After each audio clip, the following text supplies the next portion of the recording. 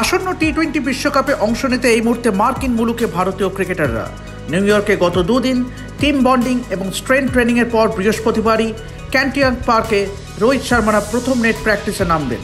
ক্যান্টিয়াক পার্কটি অবস্থিত হিক্সভিলে, যেটি Nassau county international cricket stadium থেকে খুব বেশি দূরে নয়।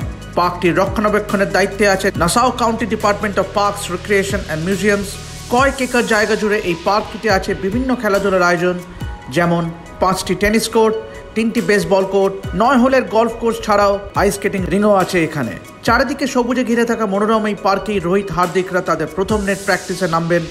গত দুদিন টিম বন্ডিংয়ের পাশাপাশি আইসিসির ফটোশ্যুটেও অংশ নিতে দেখা যায় ভারতীয় ক্রিকেটারদের। বিরাট কোহলি বাদে পুরো ভারতীয় দল এই মুহূর্তে নিউ ইয়র্কে। বৃহস্পতিবার নিউ ইয়র্কের উদ্দেশ্যে উড়ে যাবেন বিরাট। 1 জুন বাংলাদেশের বিরুদ্ধে কোহলি মাঠে নামবেন কিনা সেটা নিয়ে বড়সড় প্রশ্নচিহ্ন আছে। সম্প্রতি বিরাটকে স্ত্রী অনুষ্কার সঙ্গে একটি প্রাইভেট ডিনারে দেখা যায় প্রাক্তন ভারতীয় পেসার জাহির খানের সঙ্গে মুম্বাইতে, যে ভিডিও ইতিমধ্যেই ভাইরাল হয়েছে সোশ্যাল মিডিয়ায়। মেন ইন ব্লুর প্রথম ওয়ার্ম আপ ম্যাচটি ঘিরে ইতিমধ্যেই আগ্রহ তুঙ্গে নিউ ইয়র্কে বসবাসকারী ভারতীয়দের মধ্যে। আইসিসির তরফ থেকে ম্যাচটি দর্শকদের জন্য প্রবেশাধিকার রাখা আছে।